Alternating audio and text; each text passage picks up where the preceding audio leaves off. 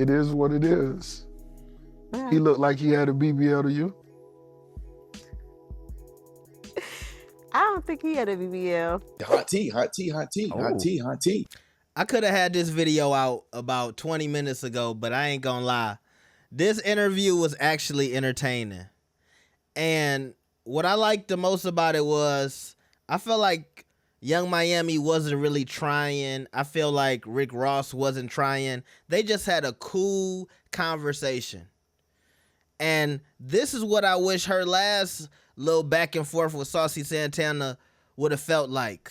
Because it seemed like everybody was being honest. Everybody was relaxed. You know, the last time she was talking about Diddy, you know, it kind of went off the rails. But we here for a specific reason. During the interview, Caresha asked Rick Ross a lot of, you know, personal questions. She even asked him about, you know, Tia Kemp. But we going to talk about Drake today.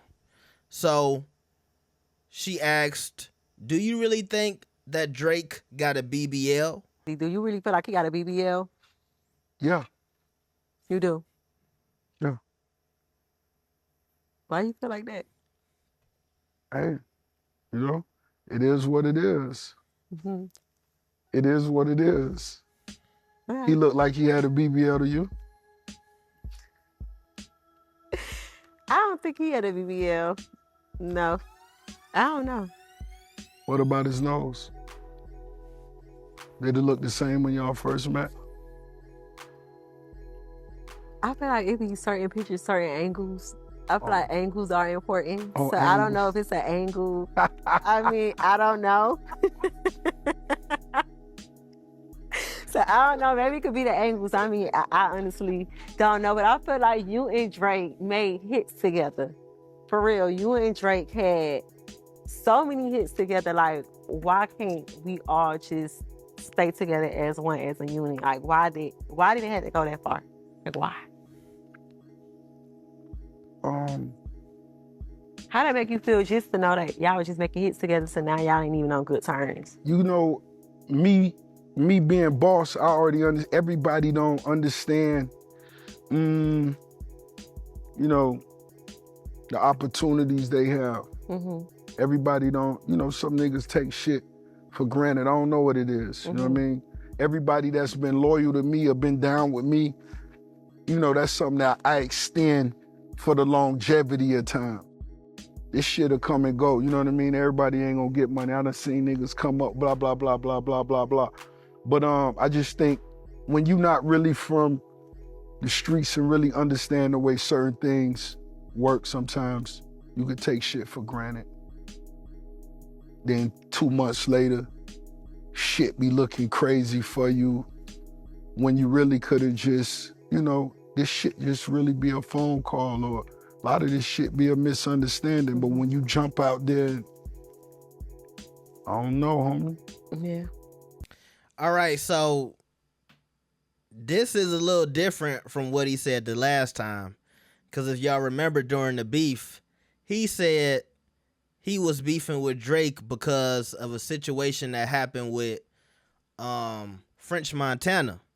And he said he took it upon himself to defend French Montana, so that's why he was beefing with Drake, because Drake had an issue with French, and I guess French went to Rick Ross like Rick is his daddy or something like that, and Rose the boss had to make it better. And that's what Rick Ross said. French Montana never hopped out and said any different, because y'all know Drake and French was really cool for a second too. Now, during the 20v1, we never really saw French pop out and say that he had an issue with Drake. But that's what Rick Ross said, and, you know, it is what it is. Now, he talking about people taking stuff for granted and people not being from the streets, and maybe that's his way of somehow explaining the French shit in some type of code. But, you know, I just kind of felt like he said a whole bunch of nothing at the end. But yeah, he does think he think Drake had a BBL and that Drake got a nose job. Now the nose thing, I never really paid too much attention to Drake's nose. All right. y'all notice sometimes I stop mid-sentence because I be thinking to myself, like, have I ever really thought about Drake's nose? No. But I remember it was a rumor about Drake getting like a Bandman Kevo abdominal surgery, saying he got a fake six-pack or something like that. But other than that, you know, I never heard about this BBL, but I think that's what people say. I think people call a man BBL, you know, when you get work done on your chest. So that's like a BBL for men. I don't think he really thinks like Drake did something to his ass. Because I feel like for some people that might be confusing. I know some of y'all, we in hip hop and we understand that, but I've had to explain that to some people, like, do he really think Drake did something to his butt? I'm like, no, he talking about like fake abs. They're like, oh, okay. So it is what it is. But I want to say this about Caresha. She looked very beautiful during this interview with Rick Ross. I liked her setup. The setup was incredible. It almost seemed like they was talking in heaven. I'm being honest with y'all. Like, I have to give it to her. Her setup was really nice. Just everything was white, but it wasn't like too over the top. The lighting was real soft. It seemed airy. And look, I'm gonna be real with y'all. Caresha was looking like she was trying to get chose. Okay? I think she might be looking for a new benefactor, and Rick Ross might be the guy. Now, here's the thing. Rick Ross used to be cool with Diddy, and he might still be cool with Diddy. But it seemed like this conversation was a little flirtatious. That's why I was kind of addicted to watching it, because I was watching it for a second, and I'm like, okay, I want to talk about the Drake shit. But I kept watching the interview, and they looked like they had some chemistry. Let me know what y'all thought about this interview. Shout out to Caresha.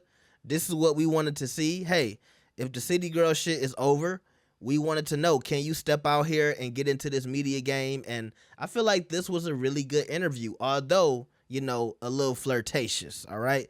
I'll holla at y'all. Peace.